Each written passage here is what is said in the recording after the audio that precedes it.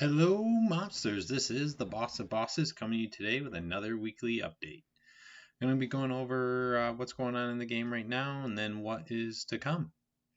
So, last night, Emerita Cupid started, and with Emerita Cupid, you can use all your whack, arson, beat, rob, extort attacks on Cupid, and you'll have a chance at getting a Valentine starting on February 14th. You'll be able to send those Valentines to other players. They will get a mail, and when they get that mail, they'll have two of options. They'll be asked if they want to be your Valentine. If they click yes, they'll get one Omerta point. If they say no, then they'll tell them that they did not find love this year. And that's it for the event. Pretty straightforward. The messages are there's three options for each type of attack. There'll be three possible messages if you do get a Valentine. So I added some variety compared to the Emerita Santa, so made those improvements to make the event even more fun. Added in an arson specific weapon for Cupid instead of having to use actual arson weapons. Same with whacking, just like with Santa. The whacking one you could use the provided weapon, which has better chances of success than even using any of the other guns in the game, and you don't have to use any of your resources. So Emerita Cupid also does not affect your heat meter at all. It's all for fun. So get those Valentines so you can send those on Valentine's Day. So then we'll go over the event that just got released last Saturday. And the Massacre event has been extremely positive. I am over the moon excited about this event and how well it's been perceived and how much fun it is to play. It's even fun when you're tagged out and you're just waiting and watching and refreshing the page and seeing who's left, who just attacked who, and who just came off of being tagged and everything. So this event has been exceeded my expectations for what it was. I already have some improvements that I'll be making for it for next year. I already created the new mechanic to properly gauge someone's activity level before an event starts. That way, the teams are assigned as close to being the same as possible. But we're gonna have some weird exceptions. Like this year, there's been a new player who just signed up, literally like I think the day before the event started, signed up and then joined the event. They've been killing it. They've been hooked on the game and absolutely enjoying the game and enjoying this event. So stuff like that might happen, and it's just unpredictable. There's other players who typically don't log in as much are crushing it right now and on a lot. So that's great for the game. It's great for the event. Obviously, a lot of people are having a lot of fun with it. So very excited. Can't wait to keep these events rolling and then basically have one event every month. This year again will be every other. So the next event won't be until April, right? Yeah, April. So, and then next year I'll be filling in all the months that don't have an event already scheduled for them. So then the goal is to have an event every single month. So you guys have fresh new content to play on a regular basis, things to look forward to. Like if everyone really enjoyed this event, and then they look forward to it next year because it's their favorite event. So they'll be looking forward to February every year, looking forward to this event to play it. So I'm again very excited. And some other things that I plan on doing is things I'm going to be looking at. So when this event first started, the teams weren't even. There was an odd number of people who signed up. So at first, I just was leaving it as is, and I realized that's not very good. To have one side not need to kill as many people. So I at least threw in a bot to at least be a filler. So at least it needed to get killed. I'm contemplating on possibly making the bot attack every so often, but I don't want it to be overpowering where they're attacking more than a normal player would on average. So going to kind of maybe see how many attacks people do during this event, and the next one that will be using your stats and maybe taking the average, and then that's how I'll set up next year's to use, and for future events that might be similar to this, to have that ability where the bot will attack, so it's not this crappy. You just have a dead account on your team. So some other changes. I'm going to with what I'm going to be working on next. From what I said in my last video, I've got these events. I've got to finish testing the next round of this, which will be using your stats. So if you have low accuracy, the next event might not be fun for you to join because you might not hit very often. So that might be discouraging and just not fun. So the stat-based events, like if you don't have the stats for them, it will be harder for you to enjoy it. So talk to your Don, maybe ask your Don to post everyone's chance of success at killing someone, because that's what it's going to be. It's going to be just like, it's going to be the same difficulty as it is in game to kill someone using your stats now. So your accuracy is going to determine your success. For this fun event, everyone has a 90% chance of success at killing someone. Doesn't use anyone's stats whatsoever. So everyone's equal. So what decides this event is just activity, basically, and then sometimes the luck of actually hitting instead of not hitting during that time. So after this event, I will be then working on, eventually, one of the things on the near future list is a chat system. And the chat system will be, for now, is going to be designed for your family. So you can talk to your family, you can work everything out between them and talk amongst yourselves and have chats and fun and just good conversation with your family members to build that family atmosphere. I'm also going to be adding that chat system for events like this. So you will be able to use a chat system to be able to chat within your own team. So you can coordinate your attacks better and strategize better and talk about strategy to make sure that you're getting the most out of this. So that'll make this event even better, to be able to actually talk to your team and be like, all right, we need to attack this person, or this is what we need to do, or save your attacks. So that will also pump this event up. So I'm just going to go over a couple of quick tips on the event just to kind of show people, better strategies and stuff to try and look for and to fine tune it. So everyone's listed here based on the activity that was currently used in the game, which was character activity. So if someone died recently, like, they're going to have a lower character activity, but still be a much more active player. So in the beginning, it's a little bit harder, but now that we're settled, we know who's on a lot, we know who's attacking the most. So the first step should be to try and attack people who are less active or not online, because you're guaranteed to hopefully get them tagged out for longer than just 10 minutes or once they log in.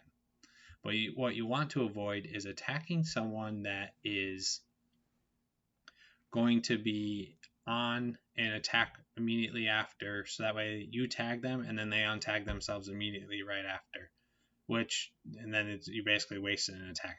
It's almost like missing. So if I see test 3's on, and you can also look, especially when it gets close to the wire and there's a lot of people, most of the teams tagged out, there's only a few left on each team, you can see who's attacking who. If you're watching and constantly refreshing. So if like someone was tagged and all of a sudden they're untagged, and then you have someone that's tagged out now, you know that person just made the hit. So you know that they can't hit for 10 more minutes. So they're a good person to hit, because you're going to tag them out, and then now you know that you've at least got, maybe 9 to 10 minutes maximum of them being tagged out before they can attack again, depending on how quickly you saw that they attacked. So if like test 3's online and I go and attack them and I get them tagged out, and then they go and they immediately turn around, let me refresh this, and then they go and attack right back, now they're tagged out, and then you would be typically untagged out, but this is a little screwy in my test world here. So this person would actually be untagged because of their successful attack. So then you basically just wasted your attack. So that's what I'm trying to point out. And we'll go into the actual live event here. So I think they just scored another event. Yeah, so they did. So they scored another event, or another score. So let's see who's online. So we got Blazing, Teflon Don, Mariah May, Quiet Silence, Tommy Egan, their whole team, JoJo, not their whole team, but a lot of people on their team are online. So I don't have much of a choice. Any of the available people that can possibly I can attack are all online. So I'm just going to attack Blazing. So I killed Blazing. I got myself untagged because I was tagged. So you want to do that. And then when it gets really close to the wire, another tip is, say if you're like the last person, because I've been the last person a couple times and I could attack, but I was untagged. I actually wait until I get tagged out and then I immediately attack someone. And that's playing defense. So this game or this event has strategy to it, and there's offense and defense. Most of the time you're on offense, you're just going to constantly be attacking, but when it gets down to the wire, you basically just need to try and stay alive until other teammates can get online to help back you up and help support you. So if I was like the last person untagged, then I could sit here, and as soon as I'm tagged, I can then tag someone out, and then bam, they wasted an attack, and then we're back to having one more person alive to save our leader. And then hopefully you get other people coming on to save your butt and get more offense going. So those are some just tips on proper strategy. I'm sure there might even be others that other people have discovered, but those are what I've discovered from playing and kind of what I envisioned how this would run when I first set this up. So that covers all the new stuff that's recently released. Then I made the capo changes again. That's been addressed on the message board. Again, I do apologize to the two active families, La Rosa and Blackhand, for not properly correcting the issue and thinking that the issue was fine and that that the current system was working. Again, that's my fault. That's totally on me. It's not on anyone else. I thought it was working. I thought the system was fine. I was thinking that maybe the proper techniques weren't used. Going after officials wasn't the first priority, and people were trying to manage their heat. And I set it up based on what I saw in my less active family at the time of being consig. So that was a mistake. I should have based it on numbers, which everything should be. So I'm complete oversight, just not thinking on that one. So when I ran the numbers, I calculated it out and saw that those two families, if they actually did all their attacks, which they typically do, their whole family uses all their attacks every single day. There's no way for them to manage the heat meters. It's too much attack, too much rise in attack in the heat meter. So it just wasn't possible for them to play the game, which that's not the intent. If you're active and you're doing your stuff, like, you should be rewarded. You should not be hindered in any way at all. So I put those changes in for the betterment of the game to be appropriate for family sizes. Now it should be, for everyone right now, it should be a cakewalk at this point, because I calculated it for much higher, because I wanted to give families a chance to grow before then they needed to start worrying about having to spend their family points on the perk of making the meter slow. So as you grow in size and your heat meters start to rise too much on you, then you need to start, as a family, start working on spending your family points on the new family influence family perk. And then that will make the heat meter rise slower, give you a lot more cushion. It will make it, when you lower the heat meter, it takes actually more points away because it's based on a percentage. So now the heat meters is a completely functioning system now, where before it was completely broken. And again, I do apologize, to the consigs that had to deal with that, and their issues and concerns and their frustrations fell on deaf ears. I apologize. So that was put in. I think it's a big improvement for the game, for the consigs and the families that were suffering through the heat meter issues. So I'm glad that I did get that put in. Let's see. So let's go over what's to come. So again, I just finished the Cupid event last night, fixed some things after the release that weren't working as intended. Got everything running. It's all good now. I have to finalize the next event, getting that prepped and ready, making sure that runs as it should. And then after that, I am then going to work on possibly, or the player retention. working on the capabilities of the game to give more information to a player when they first come into the game of families and what are their expectations, what are their perks, because a family needs more members so they can do more and are capable of more, and a player needs a family, so it should be mutually beneficial to both parties to want to be together. So both need to basically incentivize each other to join. So I'm going to be working on those. I'm going to be working on cleaning up the login and the registration process, making it a little bit better, a little bit smoother. Going to be working on an auto feedback system so that way I can get some feedback from players who chose not to play. Hopefully they give feedback, that things that I can work on to try and make the game even better and start getting the game to grow.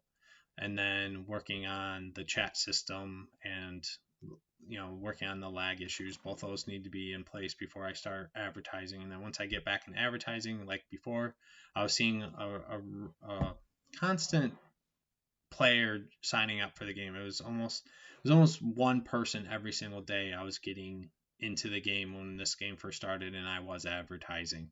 So I look forward to that, and then hopefully these events keep also the excitement going. So that's what I will be working on in the next probably month or so, unless other things come up. There's you never know, things come up and show the light of day that are now a priority where they weren't before. So things could always change, but that's what I have on the to-do list. And then to wrap this up, I do want to address the economy that is in the game. So right now, there's only, just a show. We have 4 families. So we have 4 families in the game right now. And for the most part, all this is, still a new game. We're in our roughly 5 months of being in the game. So the game's meant to be played for years. So the economy is very slow right now. And big jobs are going to be very hard to do, especially for larger families where everyone is trying to do the big jobs. It's going to be that much harder. But it is doable. You just got to chip away and get what big jobs you can done. The economy, I don't plan on making any changes as of right now because I think that there is potential for it to flourish once the Dons get more established. So I did add an item in not too long ago, the business efficiency, and that's going to cut down the time that it takes to produce an item even further. So when you get that maxed out, you have the mayor and you have your businesses to level 10, a business will produce once every hour. So that's huge. You could produce up to 24 items. And if you have the business enhancer, you could actually, which once you increase that to maximum, you have a 10% chance of producing critically and less of a chance of producing a defective item. So with that, you could producing in 24 hours, you could produce 26, 30. If you keep critically producing your items, you could be getting that much more items. So that's a lot more. And then only one family has 2 districts right now. So that's also going to play a factor as the families grow and keep gaining and gaining family points, and they keep expanding their abilities. That is going to make the difference. So when the Dons basically have both those business Omerta items maxed out, which is going to take a long time because it's 500 per, but when that finally happens and the family perks are up to snuff, you've got, say, a second district. That's going to be 6 additional business for each family to be able to produce their items. So it's not the economy is going to be slow right now, but it will pick up. And that's why I don't want to make any changes now, because if I make any changes now, then it'll actually kill the economy once the families are more established. So it's going to take quite a few more months probably before we are in a easier going time. But I'm seeing improvements every time I increase my business efficiency. I'm seeing the drastic changes in how many how many items I can produce and how quickly I'm able to get my family's big jobs going and then putting items out there. As our family is explosives, I am trying to make sure that I do stock the warehouse as best as I can, but as soon as I put stuff up, I mean, they're literally being bought up immediately. So I know I can't stock everyone for all your needs, but I'm trying to at least put something out there. So I keep one business at least dedicated to supporting the entire economy as best as I can, which obviously is not getting us very far, but at least I've got one business dedicated to try and help all of us. And then the rest of the businesses are producing different items that I need to accept for my family. People putting up items on the black market for high value, way overpriced, don't buy them. We literally got to put our feet down, and that's how an economy works. If someone's trying to sell something for too much and all the consumers say, I'm not paying that, that's not worth it, then eventually the price will come down. But if people keep buying it at that high price because they're like, well, I want to do my big job anyway, then you're giving them the power to keep having that high price. So I don't buy anything if it's over basically, the most I might spend is maybe like 5,000 for an item. That's my max. If it's above that, I'm not buying it. So that's my philosophy. And if it means we don't do a big job, then we don't do a big job. But at this point, if we buy those items, we'd actually lose money by doing the big job, and it's just not worth it. So I'm trying to put my items up there for a reasonable amount of money. Everyone else should be too, because the whole point of putting it on the black market is to sell. If you're not selling it, then you're not making any money. And then us, as the rest of us consumers, need to be smarter and more stubborn and say, no, we're not going to buy something that's too overpriced. So that way, hopefully the prices start coming down and start becoming more reasonable. But as us Dons keep it working on our stats and improving our business efficiency and getting more businesses and getting more districts to generate even more, then it will get better. It will eventually turn around, and then it'll get to a point where like we can sustain all our family's big jobs, we can sustain a stockpile, and we can sell our surplus on the market. So it is going to take time. I will continue to monitor it. If you have suggestions, you have any comments, constructively talk it over with me. And maybe we can come up with something. I don't want to feed the market with anything that I provide like I did before with $1. That's just not what I want to do right now. I want the economy to work. I want to kind of force our hands as Dons to work the appropriate omerta items so that way we are growing our businesses and our capabilities on our own, because we have no other choice. If we want to be successful, we want more big jobs being done in the day, then this is what we need to do. So I know it's going to be a struggle, and I know it's a pain, and it's not ideal, but again, this game is still 5 months into its run, and it's a game that's meant to play for years. So just think about that. Once you get going, you keep building your stats, you keep building these items up, it's going to get so easy for us, and it's going to be a cakewalk to stock that up. Again, we need more districts. We need more of the business omerta items that help enhance our capabilities. Once we get those, it's going to be so easy. So just got to take time. It's patience. At the end of the day, doing big jobs is such a minor aspect of the game. It's not crucial. It doesn't make or break a family. It doesn't make or break a player. So it is something that I'm okay with setting aside for right now as a priority. So that's my piece. That's where I stand on the economy. I know that's not everyone's favorite, but it is what it is, and I think it will get better. But again, if you have some ideas and you can convey them to me and we can get on the same page, then I'm open to changes. I'm always open to trying to make the game better. But at the end of the day, it's got to make sense to me and the future of the game to be the right decision to make. And if I don't think it is, then I'm not going to do it. And it's nothing personal. It's not to hurt anyone. Everything I do is for the benefit of the game as a whole. And plain and simple. A game can't run on favoritism. A game can't run on catering to a person or a group of people. So that's not what I do. It's not what I've ever done. All my decisions are for the betterment of the game because they're the right thing to do to make the game more fun. And that's where it is. I want to make the game more fun for everyone. And maybe some people aren't affected by some of the changes as much as others, But that doesn't mean that was meant for just them. Anyone could be in those situations. Anyone could be in a spot. Savello could be extremely super active and constantly attacking, and they could be in the same heat meter issue as before. Gatone, not all members in Gatone attack every day, but if they did, then we would be in the same boat as Blackhand was and LaRosa was dealing with as well. Like, so, keep that in mind when you are talking about changes and you go on the attack.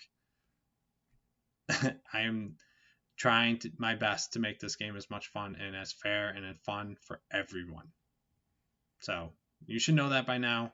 You should know that I don't do these things that some of you claim I do, but you still got it in your heads that that's the case. But I would never do that. I wouldn't work so hard on this game and just throw it away because I cater to one person or a group over another. That would be completely the wrong path to choose, and it would be the death of the game. So I'm not working this hard to be able to do that. So please stop with those comments and let's be positive. If you have some constructive thoughts, bring them my way. We'll discuss it. We'll see if we can come to terms and at least come to an understanding at the very least of each other's issues and concerns with different things. And then maybe it'll bring about a change. You never know. All right, that's enough for today. Sorry for these long videos lately. There's been a lot going on. Got a lot to talk about. So I want to keep you guys informed of where I'm at, where the game's at, and what's coming. So that'll be it for today. So today's video is fun event. All one word, all lowercase, fun event. Thank you for playing Mafia Omerta. I appreciate you guys, and I appreciate your time of playing this game. So thank you very much. Please subscribe. It helps this channel, which helps the game grow. So please, if you're not already subscribed, subscribe and like the video and comment below if you got any suggestions, any comments. Thanks, and have a great day.